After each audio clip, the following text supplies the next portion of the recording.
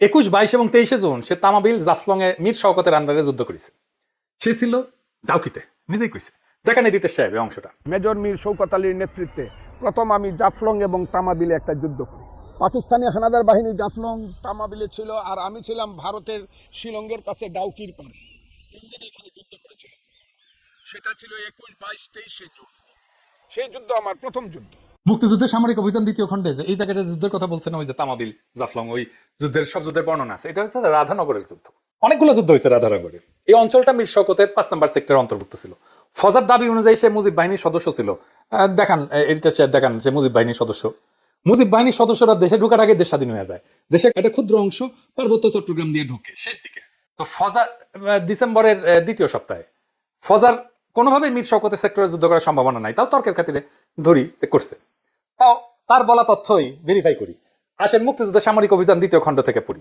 রাধানগর কমপ্লেক্সের গুরুত্ব সিলেট তামাবিল ডাউকি সড়কের অবিভাজ্য ভারতীয় উপমহাদেশে ইংরেজ শাসনামল থেকেই যথেষ্ট গুরুত্ব বহন করে আসছে। ভারতের আসাম, মেঘালয়, মণিপুর, নাগাল্যান্ড, মিজোরামের সাথে স্থলপথে বাংলাদেশের ব্যবসা বাণিজ্য ও যাতায়াতের একমাত্র যোগাযোগ মাধ্যম হচ্ছে এ সড়ক পথ। দ্বিতীয় বিশ্বযুদ্ধে মিত্রবাহিনীর বার্মা ফ্রন্টে যুদ্ধ পরিচালনাতেও এ সড়কটি একটি গুরুত্বপূর্ণ ভূমিকা পালন করেছে।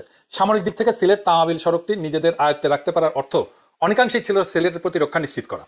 এ কারণে সিলেট তামাবিল সড়কটি যে কোনো বড় আক্রমণ থেকে রক্ষা করার জন্য পাকিস্তানিরা সিলেট শহর থেকে তামাবিল বিওপি পর্যন্ত সব গুরুত্বপূর্ণ জায়গায় সুদৃঢ় প্রতিরক্ষা ব্যবস্থা গড়ে তুলেছিল।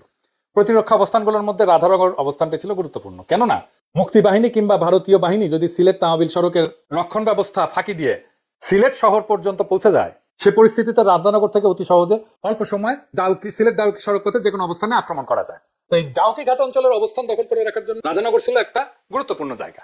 সহজ ভাষায় রাধানগরের অবস্থানটা সিলেট তামাবিল ডাউকি শিলং মহাসড়কের এতই কাছে ছিল যেখান থেকে যে কোনো ধরনের বড় ধরনের বিপর্যয় ঘটানো সম্ভব ছিল। আর সেই লক্ষ্যে দীর্ঘ 8 মাস ধরে পাকিস্তানিরা রাধানগরের চারিদিকে এক বিস্তৃত এলাকা জুড়ে একটা শক্তিশালী সুসংহত প্রতিরক্ষা ব্যবস্থা গড়ে তুলেছিল। 21, 22 কোনো যুদ্ধ হয় নাই। 23 জুন পাকিস্তানিরা আক্রমণ করে রাধানগর দখলে নেয়। তো উই তাইলে যুদ্ধ করেছে, তেল তাহারিছে, কিন্তু 21, 22 যুদ্ধ হয় নাই। 27 জুন মুক্তিবাহিনীরা আক্রমণ করে কিন্তু পরাজিত হয়ে পশ্চাৎপসরণ করে। 13 জুলাই জাফলং এ একটা যুদ্ধ হয়, এটাকে মুরিয়ার যুদ্ধ বলা হয়। যে দেখেন তাইলে ওই যুদ্ধের কোনো কথা আছে?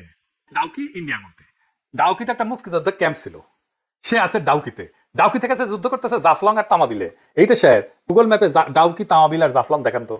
তামাবিল আর জাফলং দুই দিকে না, আর মাঝখানে ডাউকি, দেখেছেন? এইভাবে মিলিটারি অপারেশন করে, দুই দিকে মিলিটারি অপারেশন হবে, আর ওই ডাউকি থেকে ওই যুদ্ধ করছে। হ্যাঁ, ওই ডাউকি থেকে ওই দুইটা জায়গার দূরত্ব প্রায় 10 কিলোমিটারের মতো। মানে এটা ছেলে খেলা। আচ্ছা ভাই, আর্মির লোকজন আছে না, আপনারা কেন চ্যালেঞ্জ করেন না এসব বালসাল? তাহলে এটিতে সাহেব জাফলং এ লাড্ডা গুড্ডা।